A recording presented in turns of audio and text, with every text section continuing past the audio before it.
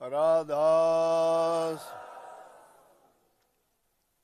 राधा स्वामी दयाल की दया, राधा स्वामी सहाय, राधा स्वामी।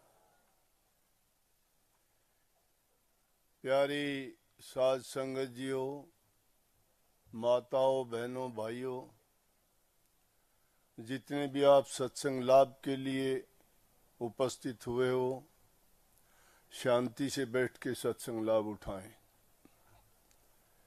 इस बार सत्संग समय से पहले करना पड़ा, क्योंकि पहले ये सत्संग शिवानी के सत्संग के बाद करते थे, लेकिन इस बार शिवानी का और भिवानी के सत्संग में टाइम बहुत कम रहा। 24 फरवरी का सत्संग शिवानी का होगा, तो फिर भिवानी का 1-2 तारीख का हो जाता है, तो बीच में ये संभव नहीं था। एक कारण तो ये था कि समय से पहले सत्संग का समय निर्धारित किया गया। दूसरा इसका कारण ये था कि सर्दी ने अपना पूरा प्रकोप दिखाया, तो सब कहने लगे जी सत्संग सर्दी कब कम होगी, जब फतेहाबाद का सत्संग हो जाएगा उसके बाद। 1 महीने से लगातार धुंध ठंड इतनी ज्यादा थी, रोग बुखार बीमारी खांसी जुकाम से बड़े परेशान थे। तो चाहता तो और भी इससे आगे था 5-7 तारीख का, लेकिन ये इस बार ये भी परीक्षण करना था कि भाई इतवार के दिन संगत कितनी आती है देख लेंगे फतेहाबाद में। यहाँ पिछली बार थोड़ी कमी रही थी जगह की, वो भी अब पूरी कर दी गई है। संगत ने और 8 किले ज्यादा लेके आश्रम को बढ़ा लिया है, लेकिन कितना बढ़ाओगे? तुम जितने बढ़ाते जाओगे संगत मालिक उतनी ज्यादा बढ़ाता जाएगा।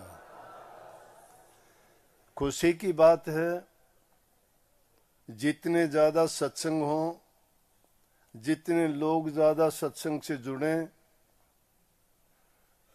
ज्यादा लोगों को सत्संग का लाभ मिले, देश में अमन चैन शांति पैदा हो, लोगों के दिलों में एक दूसरे के प्रति अच्छी भावना प्यार और बुराइयों से बचे।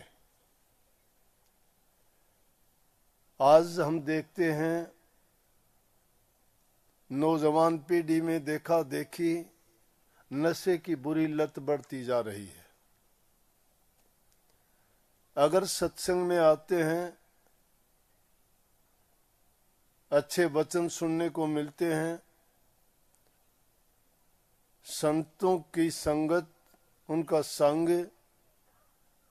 बड़े बड़े पापियों को, ठगों को, चोरों को, लुटेरों को, डाकुओं को भी सुधार देता है।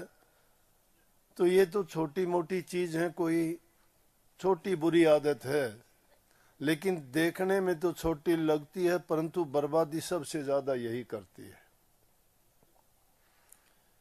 कितने लोगों को इस नशे के कारण अपने नौजवान बच्चे खो देने पड़े, कितनों को अपने परिवार को इतना कष्ट दे दिया गया कि पूरी जिंदगी जो इंसान अपनी संतान के लिए इतनी मेहनत इतना प्यार करता है, सब कुछ उन पर न्यौछावर करता है, और उनको टाइम से पहले हुए बर्बाद अपनी आंखों के सामने देखता है, तो उनका जीवन नरक हो जाता है। आज की भी घटना मैं आपको बताऊं, ज्यों ही हम तोशाम से थोड़ी पीछे थे, एक गाड़ी कोई तोशाम की तरफ से जा रही थी और उसने वो गाड़ी नीचे उतार दी। किस तरह से उसने उस गाड़ी को फंसा दिया, जाके देखा तो 3-4 नव युवक शराब के नशे में धुत, एक वहां पर गिरा पड़ा है, एक गाड़ी के पास खड़ा है, एक कोई मोटरसाइकिल वाला उससे निकालने की प्रयास कर रहा है। ये तो अपने साथ 5-7 गाड़ियां थी, 30-35 आदमी थे। जब वो गाड़ी निकाल के ऊपर खड़ी की, लेकिन उनको होश ही नहीं था। वहां से निकाल दिए जरूर, उनके पास खड़ा होना भी बड़ा मुश्किल था। उनको निकाल के गाड़ी दे दी और उसके बाद हम तो निकल गए कि क्या पता उनकी क्या हालत हुई होगी, कैसे वो गए होंगे या नहीं गए होंगे, ये भी नहीं पता कहाँ के वो थे। लेकिन मुझे देख के शायद वो जानते थे। यूं तो कहने लगे, बोले जी हम तो सत्संग में गए थे। मैं क्या, सत्संग में तो हम जा रहे हैं, आप लोग सत्संग में कहाँ गए थे? फिर मैं, अच्छी बात है, चलो।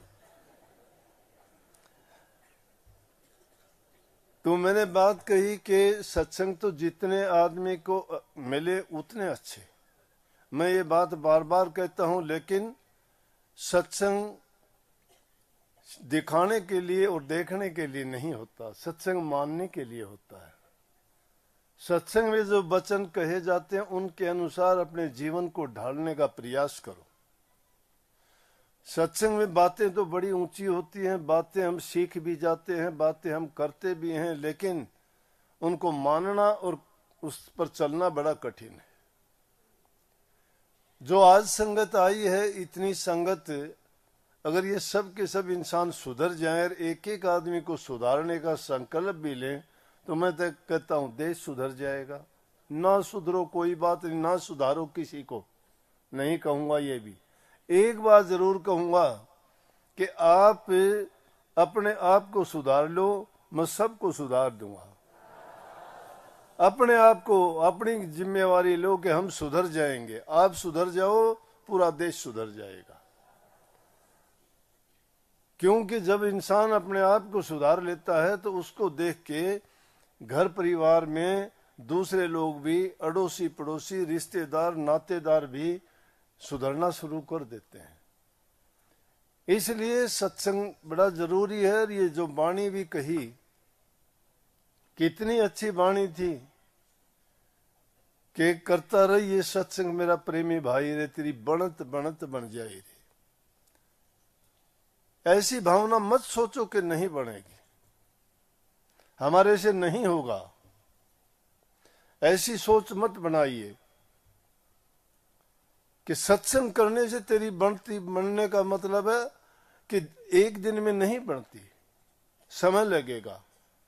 एक दिन में तो हम भी इतने बड़े नहीं हुए, धीरे धीरे करके हम बच्चे थे, जवान हुए, अब और उम्र है, आगे और कुछ होगी।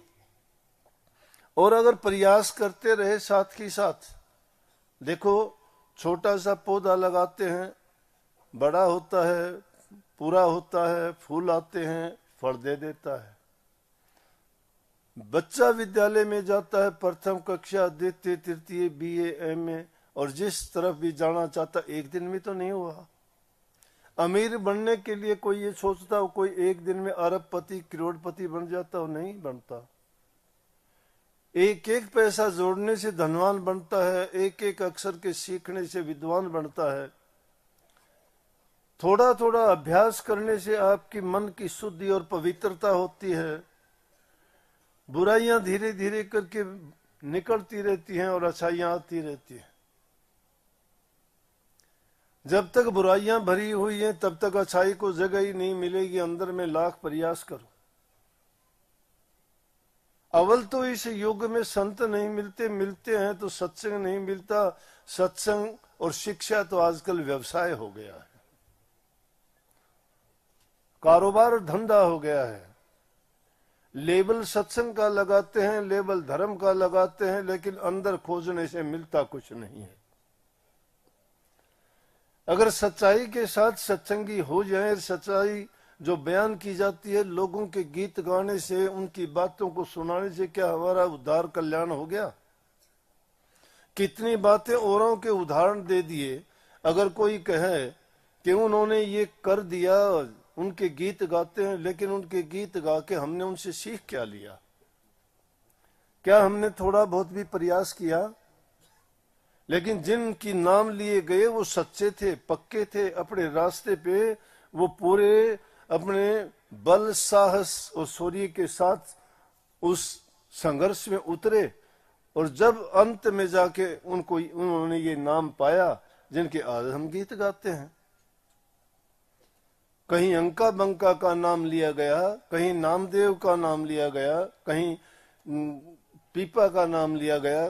क्यों लिया गया? उन्होंने क्या किया? कहीं कबीर साहब जी का, कहीं रविदास जी का, कहीं वाल्मीकि जी का, कि कहीं सदन कसाई जी का। कितने संत जितने भी हुए, इनके नाम हमने इसलिए लिए क्योंकि हमारा क्षेत्र यही है, धर्म क्षेत्र है हमारा। हम जिस रास्ते पे चलते हैं, हम धर्म मार्ग पर चलने वाले हैं। हम अपने जीव के कल्याण और हित के बारे में सोचने वाले हैं, दुनियादारी के कारोबार के नहीं।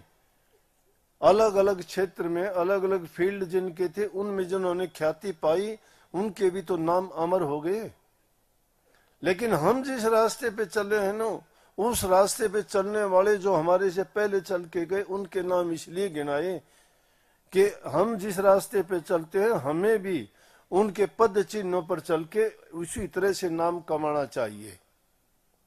कौन सा नाम? नामवरी जब मिलती है जब इंसान नेक कर्म करता है, नेकी के रास्ते पर चलता है।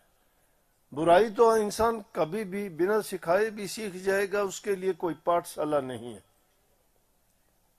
सही रास्ते पे चलने में आपको बहुत दिक्कत और परेशानियां भी आएंगी, लेकिन उनमें घबराने की जरूरत नहीं है। और इस रास्ते में तो बहुत स्पीड ब्रेकर हैं, जगह जगह रेड लाइट मिलेंगी, रुकना ही पड़ेगा। जगह जगह मोड़ काटने ही पड़ेंगे, रोकने वाले बहुत मिलेंगे आपको। लेकिन उनकी परवाह ना करते हुए और सच्चाई के साथ उस रास्ते पे चलते जाएंगे। थोड़ा थोड़ा थोड़ा थोड़ा करके भी अगर हम अभ्यास शुरू कर देंगे तो एक दिन हम हर प्रकार से पाक साफ और पवित्र हो जाएंगे, बुराइयां निकल जाएंगी। अब ये नहीं हो सकता कि हम बात तो ऊंची ऊंची करते हैं, करना कुछ चाहते नहीं है। नाम लिए कितने दिन हो गए, गीत गाते, मैंने नाम लिया था, ये लिया था। मन में ईर्ष्या पालते हो, द्वेष पालते हो, लालच से भरे हुए हो, अपने स्वार्थ के सिवाय कोई सोचते ही नहीं हो। धर्म कहाँ आड़ा आएगा? कहाँ आपके रास्ते को, कहाँ आपके जीवन को सुधार देगा? जीवन को सुधारना चाहते हो तो बेपरवाह होइए ना। दुनियादारों की तरफ अगर देखोगे तो एक कदम भी नहीं चल पाओगे। वो अपने अनुरूप, अपने विचार, अपनी सोच के अनुसार आपको अनेक प्रकार की बातें बना के रोकने का प्रयास करेंगे। लेकिन जिस उद्देश्य के लिए आप निकले हो, आप सच्चे होकर अगर चलते रहोगे और आगे बढ़ते रहोगे तो उनकी कोई शक्ति और ताकत नहीं है तुम्हें रोक दे। और तुम्हारे साथ में तो एक और बड़ी शक्ति है, जो गुप्त शक्ति है, जिसने नाम की कमाई करके आपको उस कमाई में से बरकत दे रखी है, वो नाम है। नाम के तुल्य कोई चीज नहीं है। दुनिया के पदार्थ कहीं भी मिल जाएंगे, नाम की दुकान जगह जगह नहीं होती। ये नाम सिर्फ पूर्ण सतगुरु से ही मिला करता है। आज एक और वाकया हुआ, बड़ी मुझे खुशी हुई उस बात की कि इस समय में भी ऐसे सच्चे संत हैं उस मार्ग पर चलने वाले। आज एक जज साहब हैं, अपने रोशनलाल जी मस्ताना जी के शिष्य थे। राजस्थान में उनके काफी डेरे भी हैं। आज सुबह सुबह उनसे मिलन हुआ। इतने सच्चे हैं, जिंदगी भर उन्होंने जज के पद पर कार्य किया। नेक इंसान के तो दर्शन करने से भी इंसान को खुशी मिलती है, शांति मिलती है। हमारे सोए ये विचार जागृत होते हैं। तो उनसे मुझे पता पहले भी था थोड़ा उनके बारे में, वो भी मेरे से मिलना चाहते थे। मैंने भी जब उनकी बातें सुनी तो मेरा भी मन था कि हाँ मैं भी उनसे मिलूं। तो आज वो मिलन हो ही गया। तो वो क्या कहते हैं, संगत कहते हैं, इतने दिन से वो जज के पद से रिटायर होके अपना काम करते हैं, गुरु की दी हुई दौलत को संभाले हुए हैं। सच्चे बन के उस रास्ते पे चले। ये छोटे आदमियों के काम होते हैं। तुम्हारा नाम छोटा है, हमारा नाम बड़ा है, तुम्हारा गुरु छोटा है, हमारा गुरु बड़ा है। अरे बड़े छोटे क्या है, तुम्हारा नाम पूरा नहीं है, तुम्हारा नाम अधूरा है। तुम नाम पूरा लेके ने तुमने कौन सा पूर्ण काम किया है? नाम तो सभी पूर्ण है, पूर्ण हम नहीं है, अधूरे हम खुद पड़े हैं। हमारे अंदर वो सामर्थ्य नहीं है, वो ज्ञान नहीं है, वो हमने अपनी सोई हुई शक्ति को नहीं जगाया है। क्या हमने अपने आप को पहचाना है? क्या हम कभी अपने दुर्गुणों को देखते हैं? क्या कभी सुधरने और संवरने का प्रयास करते हैं? जो ऐसा नहीं करते तो कहां से नाम जपोगे? नाम जपने के लिए पहले अपने हृदय को साफ और पवित्र कीजिए, बुराइयों को निकाल दीजिए। नाम तो बहुत शौक की चीज है, मुश्किल है ही नहीं, मैं बताऊं। सुधरना बड़ा मुश्किल है। जब गाड़ी पटड़ी पे चढ़ जाती है, दौड़ने में दिक्कत नहीं है, पटड़ी पे चढ़ती तो नहीं गाड़ी। जब उस पर चढ़ जाओगे फिर कोई रुकावट नहीं है, मन चाहे काम कर सकते हो। देखा देखी सुनी सुनाई बातों की गीत गाते हैं हम। तो उनसे जब मुलाकात हुई, मैंने पूछा कि मैंने आपके बारे में सुना है। वो कहते हैं कि भाई मैं नाम नहीं दूंगा किसी को, नाम नहीं दूंगा। क्यों नहीं दोगे? कहते हैं कि जब तक मैं ये नहीं समझता कि मैं नाम देने के काबिल हूं, मैं नाम किसको दूंगा? मैं अगर दूसरे जीवों को दबाऊंगा तो मैं नरक का भागी बनूंगा, पाप का भागी बनूंगा। मैं नहीं चाहता। लेकिन जिस दिन मेरे मन में वो शक्ति आ जाएगी, गुरु की प्रेरणा मुझे मिल जाएगी, तो मैं नाम भक्ति देनी शुरू करूंगा। मैंने उनसे कहा कि आपका और हमारा मिलन आज शायद इसीलिए हुआ हो। मेरी मान्यता आपसे थोड़ी अलग है, मैंने उनको कह दिया। मैं ये कहता हूं कोई भी जीव अगर आता है हमारे पास, तो वही आएगा जो दुखी है, जो रास्ते से भटका हुआ है, जिसमें बुरी आदतें हैं। धोबी के पास साफ कपड़ा कभी नहीं जाता, मिस्त्री के पास नई मशीन नहीं जाती, टूटी फूटी संवरने के लिए जाती है। गंदा कपड़ा धोबी के पास धुलने के लिए जाता है। लकड़ी जंगल की है लेकिन मिस्त्री के पास कुछ बनने के लिए जाती है, और वो उसको काट के छील के संवार के कीमत दे देता है। तो किसी को ये कह के नहीं छोड़ देना चाहिए कि नाम के काबिल नहीं है। क्या पता किस जीव का कब भाग जाग जाए, कब उसके अच्छे दिन शुरू हो जाएं, कब उसके पूर्व जन्म के किए हुए पुण्य कर्म उसके आगे आ जाएं और संतों का मिलन होके उनको नाम की दीक्षा मिल जाए तो समझ जाएंगे। क्योंकि इस जीव के लिए ये है कि अगर एक जन्म में संतों से नाम मिल गया और वो जीव किसी तरह नाम की कमाई नहीं कर पाया, और नाम की कमाई ना करके वो रास्ते में ही भटक गया, तो ये नहीं होता कि उसका जीवन व्यर्थ चला गया। नहीं, उसका जीवन व्यर्थ नहीं गया। संतों के चेताए हुए जीव कभी भी नीच गति में नहीं जाते, नीच योनि में नहीं जाते।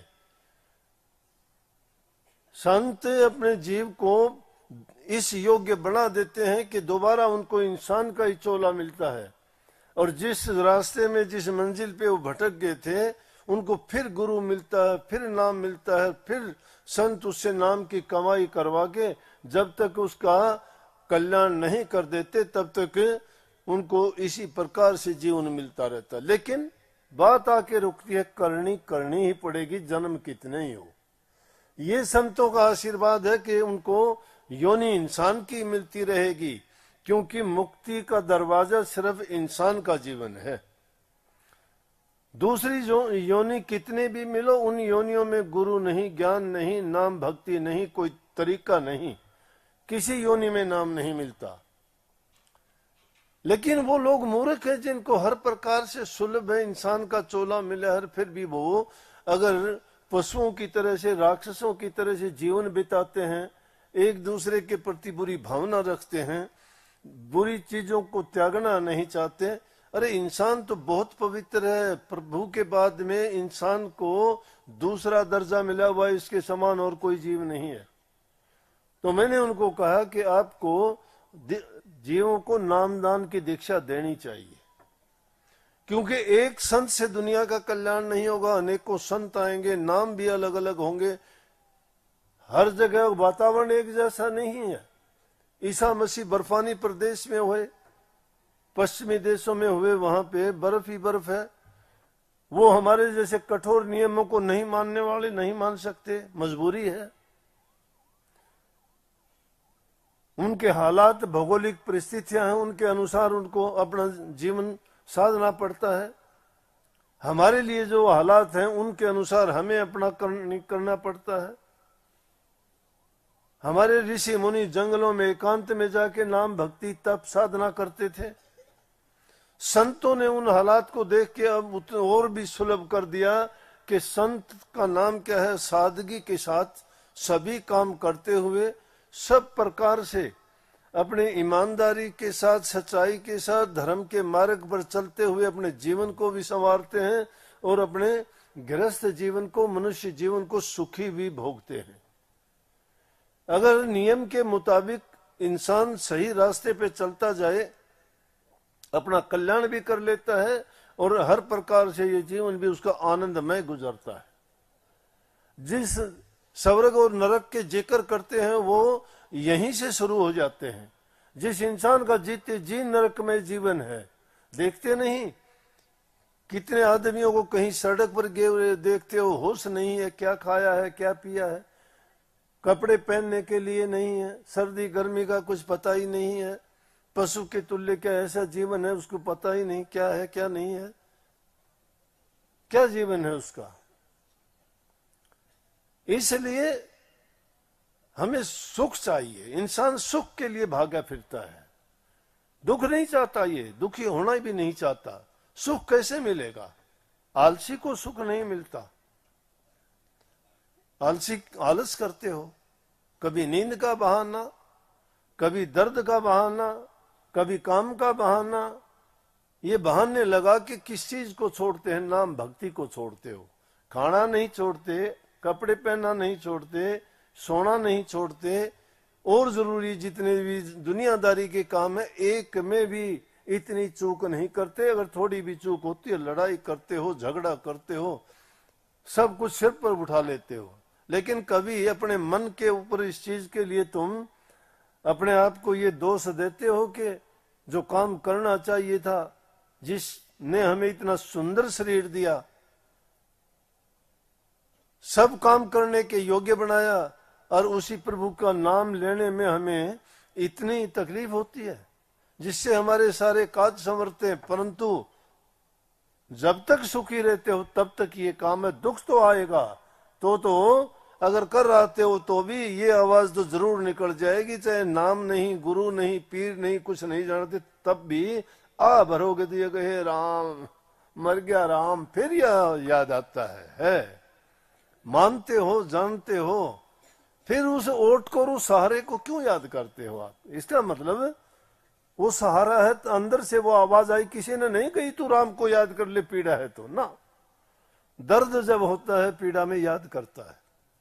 और संतों ने तो उससे भी सुधरा हुआ रास्ता दिखा दिया कि तुम उस नाम की ओट लेके, उस नाम का नित्य प्रति जो इन्होंने बात कही, कितने की अगर उनके एग्जाम्पल तो दिए जाएं तो बहुत लंबा चला जाएगा, लेकिन सत्संगों में बार बार सुनते भी रहते हो। परंतु मैं पहले वो बताऊं, जज साहब को मैंने तो उनको कहा, अब ये उनकी मर्जी है, वो क्या करेंगे क्या नहीं करेंगे। वो कहने लगे कि हाँ मैं सोचता तो यही था कि जब तक प्रेरणा नहीं होगी, तो मैंने कहा शायद आज का टाइम ये उचित समय है, मेरा और आपका मिलना भी यूं ही हुआ हो। तो हो सकता है कि जिन जीवों को उनके साथ में संबंध है वो शुरू कर दें। लेकिन अच्छी बात यह थी कि देखो कितना सच्चाई के साथ बयान किया कि भाई मैं अपने आप को इसे योग्य नहीं समझता। अरे कई तो ऐसे प्रेमी हैं हमारे जिनको नाम का खुद नहीं पता, 1 मिनट भजन में नहीं बैठते, वो भी गुरु बन के बैठ गए, वो भी नाम देने लगे। क्या नाम देते हैं पता नहीं मुझे, कैसा नाम है। चाहे तो ये बोलचाल के नाम जिन्होंने सुन लिए, गुरु से सुने थे, वो नाम उसको याद है, वो और को पकड़ा दिए, वो और को पकड़ा दिए कि ये नाम से ज्योति निरंजन ओंकार रारंग सोहम सतनाम राधा स्वामी सत साहिब, जो भी उनके मन में आया कह दिया कि ले ये हैं। अरे तुमने खुद उनको खोल के देखा नहीं, भीखा साहब क्या कहते, भिखन भूखा को नहीं, सब के पल्ले लाल, गांठ खोल परख्या नहीं, रिया विद भय कंगाल। जब गांठ खोल के परख्या ही नहीं कि तुम्हारे पर्स में क्या है क्या नहीं है, पकड़ा दिया यूं का यूं, ये ले सोचते हैं कि इसमें धन ही होगा, लेकिन शक्ति इंसान के अंदर है, वो रूहानी शक्ति आपके अंदर है, और उस शक्ति को गुरु जगाता है। लेकिन जगाता कब है? नाम की दीक्षा देता है, तुम्हें पूरा का पूरा समझा के बयान करके, और उस रास्ते पे चला के आपको ये कहता है कि ये मंजिल है, ये ठिकाना है, इनमें से गुजरना होगा। लेकिन वो एक इशारा मात्र है, वो इशारा मात्र है। सिर्फ किसी को किताब देने के बाद में ये नहीं है कि किताब तूने पढ़ ली, अगर उसने खुद ने नहीं पढ़ी तो तुम्हें कैसे पढ़ा देगा। उसको किताब को लिए फिरते रहो, तो उस किताब को पढ़ने से होता तो कुत्ते बिल्लियों के गले में भी बांध दो वो नाम। वो बोल नहीं सकते तो वो लिख के वो नाम उनके गले में बांध दो, नाम तो हो ही गए ना। ये इस तरह से नाम बांधने वाले जीवों को डबो देते हैं, उनको बेचारों को पता है ही नहीं कुछ भी, क्या करेंगे। लेकिन जो मैंने बात कही कि कम से कम उनको नियम की पाबंदी हो जाएगी कि भाई नाम की दीक्षा दी है तो कोई नशा नहीं करना, किसी जीव को नहीं सताना, कोई मांस मिट्टी अंडे नहीं खाना, माँ बाप की सेवा करना, जीवन प्रेम से बिताना, किसी को गंदा मंदा नहीं बोलना, सुंदर मीठी जबान से दूसरे का मन जीतना, अपना व्यक्तिगत चरित्र अच्छा रखना। जो इंसान चरित्रवान होगा उससे कोई काम करवा लो, वो उस जो भी उसको काम मिलेगा उसमें पूर्ण रूप से सफल होगा। लेकिन धोखे का खेल खेलते हो, झूठ बोलते हो, कपट करते हो। अब कपट की बात करोगे तो वो तो कपट ही भर जाएगा अंदर में, फिर रास्ते पे नहीं चल सकते, फिर सिर्फ जबान तक सीमित है तुम्हारा जो भी तुम बोलते हो। सच्ची करनी करने वाले का नाम संत होता है, और सच्ची करनी जो करता है वही जीवों को रास्ता दिखाता है। गुरुमुख की ये निशानी है कि वही उस नाम को आगे लेके चलता है तो संगत उसी से बढ़ती है। लेकिन झूठ और कपट जहां हो जाता है वहां डूब जाते हैं। इसीलिए तो देखे होंगे संत जब आते हैं तो बहुत जीव उनके पीछे चलते हैं, लेकिन बाद में आने वाले ऐसे जो होते हैं जो स्वार्थ में, लालच में, आलसीपन में खुद काम करते नहीं। जब खुद काम नहीं करते, कमाई नहीं करते और दूसरे की कमाई कमोई को अगर खा लेते हैं तो उनको कैसे उनका हृदय शुद्ध होगा, कैसे उनमें वो रूहानी दौलत शक्ति जागेगी। अब इनके जिनके नाम लिए गए और सच्चे मन से जो लगे, सच्चाई के साथ तुम चलोगे तो मालिक तुम्हारे काज संभालने के लिए खुद आएगा। तुम्हें पता भी नहीं लगेगा किस रूप में आया, उनको भी नहीं पता लगा। आज हमने कहा कि उनके पास में परमात्मा आके चला गया, उनके जीवन को बचा दिया। कौन था परमात्मा, किस रूप में था वो? रास्ते पे चलने वाले क्यों उठाते उसको? कौन सी ताकत थी, कौन सी शक्ति थी? कितनी बार आपके साथ ऐसी हरकतें होती हैं, जब कोई भी आपकी मदद करने वाला नहीं होता तो अचानक कोई आता है तुम्हारी मदद करके चला जाता है। परमात्मा किसी देर रूप में नहीं आता, वो इसी तरह से प्रकट होकर उस जीव की सहायता करता है। जैसे इसमें जिक्र आया नाम सैन भगत का, सैन भगत का नाम आया। सैन भगत था, सत्संग में लीन मस्त रहता था, अपना काम करता था, राजा से सेवा मिली हुई थी, राजा की रोजाना मालिश करने के लिए जाता था। राजा की मालिश करता, राजा को बड़ी शांति मिलती थी। सुबह ही उठ के जाता जल्दी, उसके बाद स्नान कराता, राजा से वो दान दक्षिणा पाता और आराम से जीवन बिताता था। दिन के टाइम में, रात के टाइम में भजन करता, फालतू समय में राजा की सेवा करके उसका खान पान का वो एक काम भी उससे चलता रहता था। तो क्या हुआ कि एक दिन सत्संग में चला गया, सत्संग होते होते उसको पता ही नहीं लगा, क्योंकि नाम की मस्ती थी। जब उसके नाम में मस्त हो जाता है परवाह नहीं करता। इनके जिनके नाम लिए नाम में मस्त हो गए। बलख बुखारा का बादशाह राज को ठोकर मार के चल दिया, गोपीचंद भरथरी ने अपने राजपाट को त्याग दिया। किस लिए? मीराबाई ने कितना ऊंचे घराने की थी, कोई लज्जा नहीं रखी, प्रभु के प्रेम में नाचती है, हंसती है, मस्त है। घर वाले कहते हैं कि क्या करती है, हमें लज्जा आती है। बोले कि प्रभु के प्रेम में जो मस्त हो जाता है उसकी लज्जा कैसी। कबीर साहब ने बाणी लिखी कि जे तू नाचन नीकसी फिर घूंघट कैसा, घूंघट के पट खोल दे मत करो अंदेशा। जब नाचने के लिए निकले हो तो दुनियादारों की परवाह क्या करते हो। दुनियादारों की जितनी सोच है वो लोग तो अपनी सोच के अनुसार आपको कहेंगे। उन कहने वालों की तरफ अगर तुम सोचोगे, परवाह करोगे तो एक मिनट भी नहीं जी सकते। औरतें जा रही थी पानी भरने के लिए, इनको अच्छा नहीं लगता। एक महात्मा बेचारा थका हुआ था, थके हुए लेट गया, धुआं लगा रखा था। औरतें कहने लगी, उसने सिर के नीचे ईंट दे रखी थी। औरत कहने लगी कि देखो घर छोड़ दिया लेकिन फिर भी ऐसा आराम नहीं छोड़े, सिर के नीचे ईंट लगा दी। महात्मा की ईंट भी बुरी लगी। उसने सोचा भाई ईंट से महात्मापन खत्म होता है, निकाल दी बेचारे ने।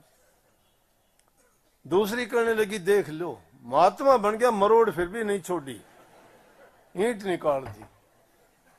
अब बेचारा क्या करे, ईंट रखी भी नहीं, निकाल दी। तीसरी बोली महात्मा जी इन दुनियादारों की परवाह ना करो, इनकी तो परवाह करोगे और कोई कुछ कह देगा। आप ना बुरा मानो ना भले का भला मानो, आप जिस काम में लगे हो उस काम को अपने सच्चाई के साथ करते रहो। तो ये दुनियादारी के लोग तो ऐसे हैं भाई, ये तो डुबो देंगे। उनकी परवाह करोगे तो उनको कोई चीज रास नहीं आती। अच्छे को भी नहीं बख्शेंगे, बुरे को भी नहीं बख्शेंगे। तो मैंने नामदेव अपने सैन जी भगत जी की बात आपको कह रहा था, तो पूरी रात सत्संग में लीन रहे। सत्संग होता रहा, सुनते रहे, पता ही नहीं लगा कब रात गुजर गई। उसके बाद भी पता नहीं, राजा के नहाने का, स्नान करने का, तेरा मालिश करने का समय आ गया, पता ही नहीं। जब देखा बहुत देर होगी, लेकिन उसके पीछे से क्या होता है, जाता है सैन भगत का रूप धर के राजा की मालिश करता है। मालिश करने के बाद स्नान करवाता है, और उस दिन का स्नान ऐसा करवाया क्योंकि सैन भगत थोड़ा था, प्रभु स्वयं गए थे उसका मालिश करने के लिए। बहुत उसको आनंद आया, बड़ी खुशी हुई। उनका शरीर राजा का एकदम इतना तंदुरुस्त सा नजर आया। कहने लगा आज तो भगत जी आपने क्या किया है, बहुत अच्छा वो किया। और उन्होंने खुश होकर उसको माला दे दी। सैन भगत ने माला ली। उसने सोचा अब ये मुश्किल होगी कि कल को सैन भगत आएगा, राजा पूछ सकता है कि माला दी थी वो कहाँ है। प्रभु वहां से गए हैं, जिस मस्ती में वो बैठा हुआ था जाके माला डाल दी उसके गले में सैन भगत की। सैन भगत को पता ही नहीं लगा। सैन भगत उठता है सत्संग से, देखता वो बहुत देर होगी। ऐसा वैसा कोई आदमी हो तो चलो कह दे के भाई नहीं आज क्या मजबूरी थी कि आज तो राजा का काम और मेरे साथ तो देखो क्या होगा। डरता डरता भागा हुआ गया, जाके राजा को बंदगी की, प्रणाम किया। राजा हंसा देख के, कहने लगा सैन भगत आज क्या बात है, दोबारा क्यों आए। और ये बात कही, वो आश्चर्यचकित हो गया कि दोबारा, मैं तो आया ही मुश्किल से हूं, मेरे तो प्राण निकले जा रहे हैं कि सजा मिलेगी, देखो क्या सजा मिलेगी। बच सकता ही नहीं था, राजा से बच के कहां जाऊंगा, इसलिए हाजिर होना पड़ा। मन मन में सोचता है ये क्या बात है। राजा से हाथ जोड़ के कहने लगा प्रभु गलती हो गई। बोले अरे काहे की गलती, आज जो तूने मेरी मालिश की ऐसी तू पहले करता तो तेरे को तो बहुत इनाम देता मैं। और गले की तरफ देख के बोला कि याद है तेरे कोई माला पसंद आई नहीं है। बोला कौन सी। ने बोला मालिश करके तू गया जब इनाम में तुझे दी थी। सैन भगत देखता गले में माला भी है, हैरान हो गया। और जब उसको अपनी भक्ति की याद आती है कि प्रभु पता नहीं आप किस रूप में कहां प्रकट होके क्या कर जाते हो, मेरा रूप धर के मेरे कारण आपको इतना कष्ट हुआ, लानत है मुझे। लेकिन मैं भक्ति में आपकी याद में मस्त था, मुझे पता ही नहीं लगा। ये करनी है, हम करनी नहीं करते, हम चापलूसियां करते हैं। खुद को धोखा देते हैं। जो इंसान खुद को ही धोखा देता है, अरे नाम भक्ति तुम्हारे लिए है, मेरे लिए है या किसी और के लिए है? तुम धन कमाते हो तुम्हारे परिवार के लिए होगा, तुम और कोई काम करते हो किसी दूसरे के लिए होगा, लेकिन नाम की भक्ति तुम्हारे किसी के लिए, तुम्हारा कितना भी प्यारा हो, किसी के लिए नहीं, तुम्हारे लिए है। और जो तुम्हारे लिए तुम काम करते और उसी से तुम ईमानदारी नहीं करते, तो खुद को जो धोखा देते हो दूसरों को क्या करेंगे? जो खुद को धोखा देते हैं वो परमात्मा में उनका कितना विश्वास होगा? इसीलिए गुरु नाम ज्ञान का है।